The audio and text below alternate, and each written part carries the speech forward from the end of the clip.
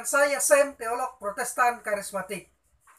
Pada kesempatan ini saya akan membahas tentang beriman ataukah sikap konyol, sebuah tanggapan atas video YouTube Billy Zakarian yang berjudul COVID-19 Virus or Spirit. Beberapa hari yang lalu saya mendapat kiriman video di dalam salah satu grup WA, yaitu video YouTube Billy Zakarian yang berjudul COVID-19 Virus or Spirit, yang menurut pengamatan saya isi video tersebut tidak mendidik umat dengan benar dalam hal menjadi orang Kristen yang beriman dan bertanggung jawab.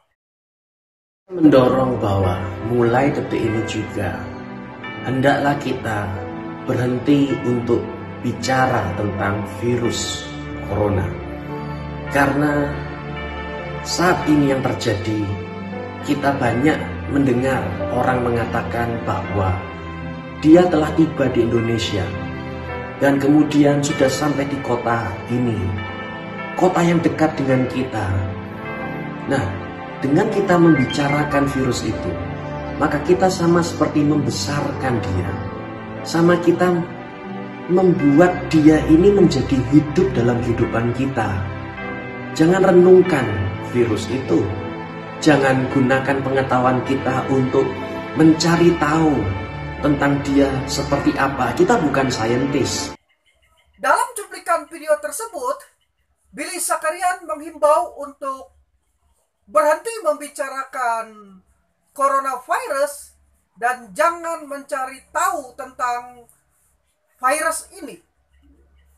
Karena menurutnya membicarakan coronavirus berarti membesarkan virus itu dan menjadikannya hidup dalam kehidupan kita. Tanggapan saya adalah sebagai berikut, bahwa himbauan Billy Zakarian tersebut sama sekali tidak mendidik. Pertama, ia menghimbau agar orang berhenti membicarakan coronavirus. Sementara itu, ia sendiri juga terus ikut membicarakannya.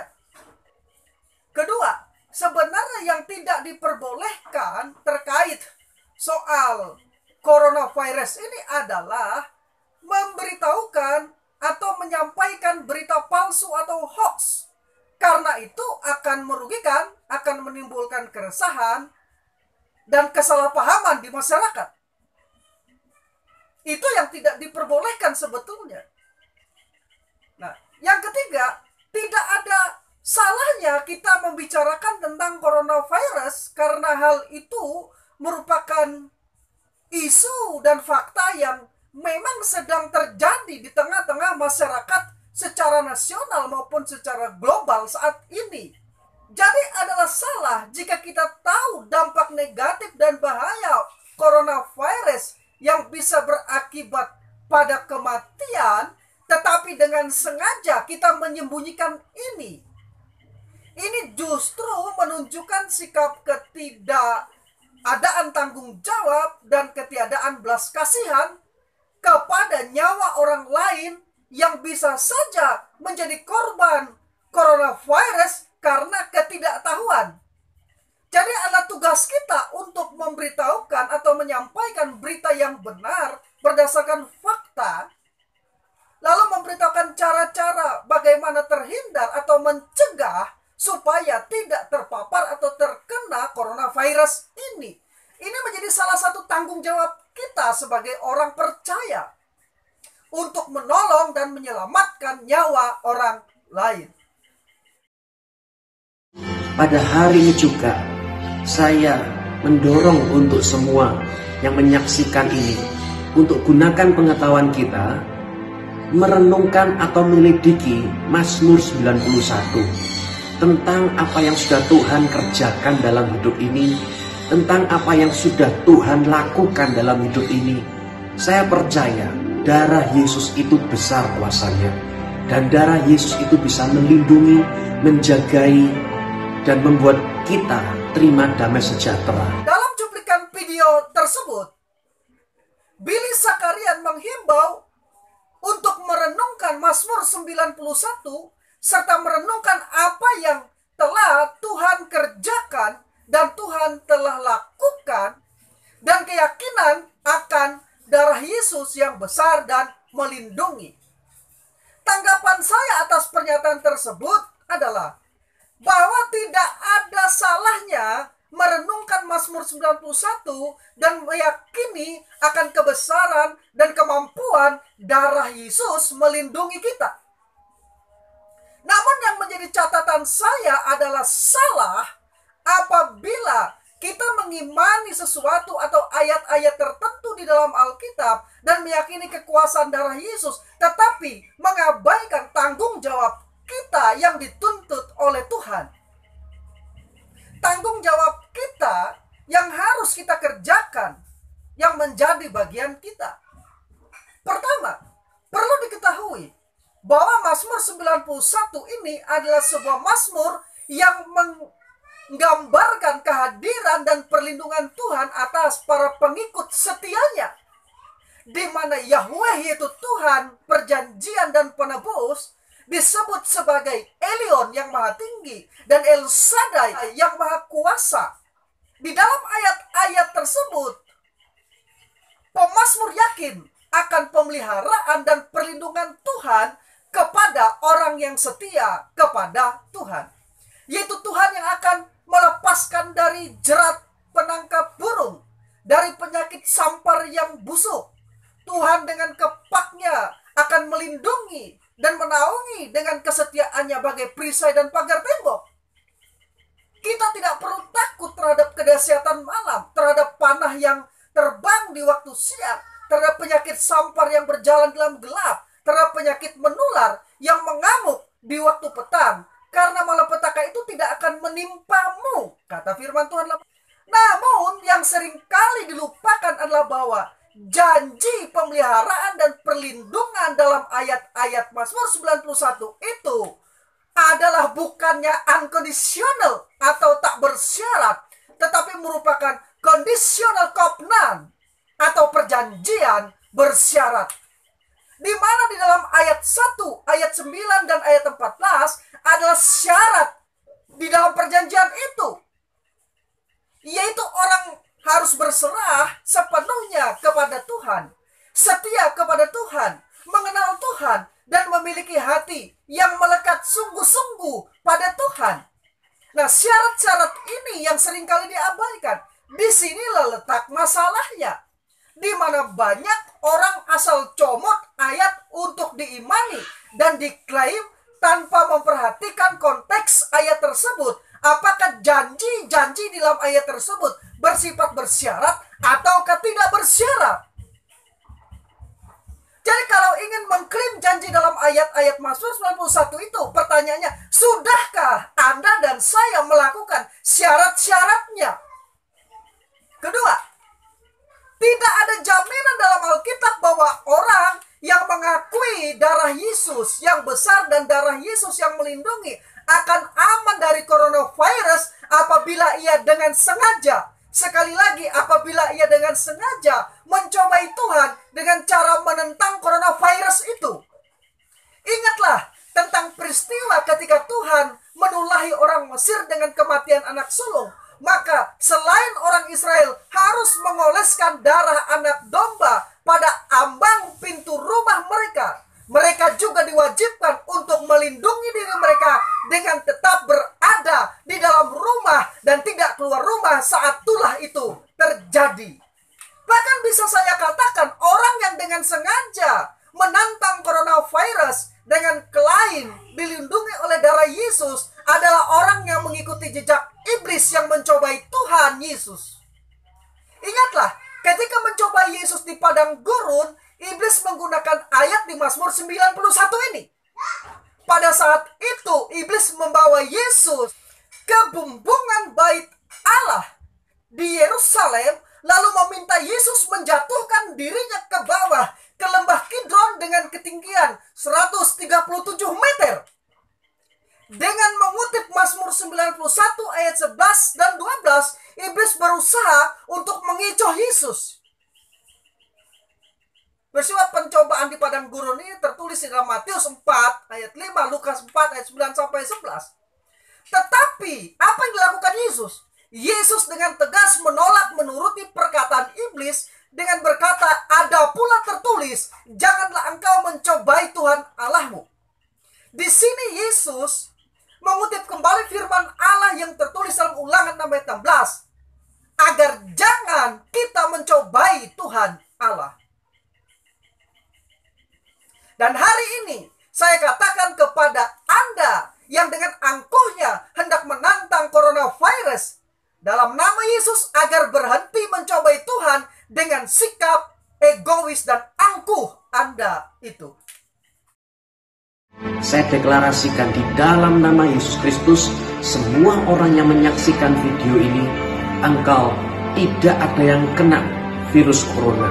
Karena engkau adalah miliknya Yesus, engkau dijaga Yesus dengan luar biasa. Iblis di bawah kaki kita, dan virus itu sudah ada di bawah kaki kita. Ketiga, dalam cuplikan video tersebut, Billy Zakarian mendeklarasikan bahwa setiap orang yang menonton videonya tidak ada yang akan terkena coronavirus. Tanggapan saya atas pernyataan deklarasi tersebut adalah, apa yang dilakukan oleh Billy Zakarian tersebut adalah sebuah klaim konyol. Siapakah Billy Zakarian ini yang hendak menjadi Tuhan sehingga ia mampu menjamin bahwa orang yang menonton videonya tidak akan terkena coronavirus? Ini adalah pembodohan. Sekali lagi, ini adalah pembodohan. Kalau memang Billy Zakarian ini bisa menjamin orang yang menonton videonya pasti tidak terkena coronavirus, maka buktikan saja dulu dengan cara ia mendatangi rumah sakit dan menumpangkan tangan secara langsung atas pasien yang positif terkena coronavirus. Billy Zakarian, sebaiknya Anda jangan menjual nama Tuhan untuk kepentingan dan keuntungan pribadi Anda dengan mengorbankan orang lain yang percaya pada omong kosong Anda. Beriman bukanlah berarti menjadi bodoh dan bersikap konyol lalu mengabaikan tanggung jawab dan kewaspadaan terhadap bahaya coronavirus ini. Ingat, kita memang perlu tidak takut secara berlebihan dengan coronavirus. Tetapi kita juga tidak boleh bersikap konyol dengan sengaja menentang coronavirus ini. Saya tegaskan, tidak seorang pun termasuk Billy Zakarian yang kebal terhadap dosa, kebal terhadap penyakit, kebal terhadap penderitaan, dan kebal terhadap kematian. Jadi berimanlah dan gunakanlah akal budi kita dengan baik. Jangan membuat deklarasi yang konyol. Jangan terlalu percaya diri yang berlebihan dan angkuh karena merasa kuat dan mampu melawan coronavirus. Ingat, sekali lagi ingat, tidak ada seorang pun yang kebal terhadap dosa, penyakit, penderitaan, dan kematian. Termasuk tidak ada seorang pun yang kebal terhadap coronavirus.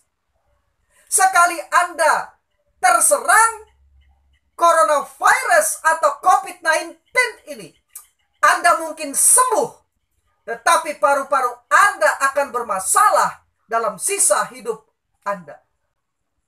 Dan itu Amsal 27 ayat 12 memperingatkan, kalau orang bijak melihat malapetaka, bersembunyilah ia. Tetapi orang yang tak berpengetahuan berjalan terus, ia kena celaka. Artinya apa? COVID-19 atau coronavirus adalah wabah jahat. Tetapi wabah jahat ini diizinkan Tuhan terjadi untuk maksud, karena ada maksud dan rencananya yang berdaulat. Tetapi yang menjadi bagian kita adalah jangan dengan sengaja keluar dari perlindungan Tuhan dan dengan sengaja menantang coronavirus ini atau COVID-19 ini.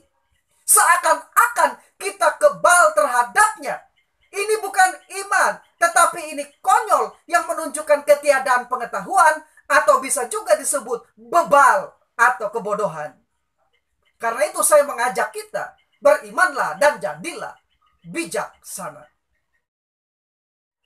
Akhirnya, saya mengingatkan semua orang Kristen dimanapun berada di seluruh Indonesia yang kita cintai ini, bahwa gereja harus menjadi bagian yang bekerja sama dengan pemerintah dalam menanggulangi wabah COVID-19 atau coronavirus dengan cara menaati kebijakan pemerintah agar untuk sementara waktu menjaga jarak, social distancing, dan tidak melakukan kegiatan yang sifatnya mengumpulkan orang banyak atau mengumpulkan massa yang berisiko dalam penyebaran coronavirus. Nah, dengan menaati kebijakan pemerintah, kita juga menaati firman Tuhan dalam Roma 13 ayat 1-7. Dan juga melindungi diri kita dari malapetaka coronavirus. Nah, pemerintah telah mengeluarkan kebijakan terkait dengan penanggulangan dan pemutusan mata rantai coronavirus ini agar masyarakat lebih banyak berada di rumah, bekerja, belajar, dan beribadah dari rumah. Karena selain kita menaati firman Tuhan dalam Roma 13 ayat 1-7, melalui kebijakan pemerintah tersebut diharapkan bisa mengurangi mobilitas atau kerumunan orang di satu tempat yang berisiko membawa lebih besar pada penyebaran coronavirus. Yang kedua, kita perlu menghindari tempat-tempat keramaian dan kerumunan. Selalu mencuci tangan dengan sabun setelah perjalanan keluar dari rumah. Atau kalau dalam perjalanan jangan lupa membawa antiseptik. Lebih banyak lagi tinggal di rumah dan berdoa. Sayangi diri Anda dan keluarga Anda. Jangan terlalu percaya diri dan angkuh karena merasa kuat dan mampu melawan coronavirus. Ingat sekali lagi, tidak ada seorang pun yang kebal terhadap dosa, penyakit, penderitaan, dan kematian. Juga tidak ada jaminan bahwa saya dan saudara kebal terhadap coronavirus. Tuhan memang memberi sistem imun kepada kita. Tetapi sikap kita ialah menjaga diri kita, menjaga kesehatan kita di dalam anugerah dan kasih setia Tuhan. Yang ketiga, gunakan momen lebih banyak tinggal di rumah menjadi waktu yang berkualitas untuk berkumpul bersama keluarga dan meningkatkan kualitas hubungan pribadi dengan Tuhan. Karena dalam situasi seperti inilah Tuhan yang kita perlukan dan keluarga kita yang sangat kita butuhkan. Mungkin selama ini kita telah mengabaikan persekutuan kita dengan Tuhan atau mengabaikan keluarga kita.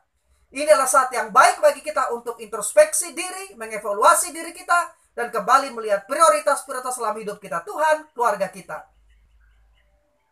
Dan paling akhir, saya mengajak kita, mari bersama kita doakan agar wabah jahat dan global coronavirus ini segera terhalau dari Indonesia, dari provinsi kita, dan dari kota yang kita cintai ini. Saya Sam, teolog Protestan karismatik.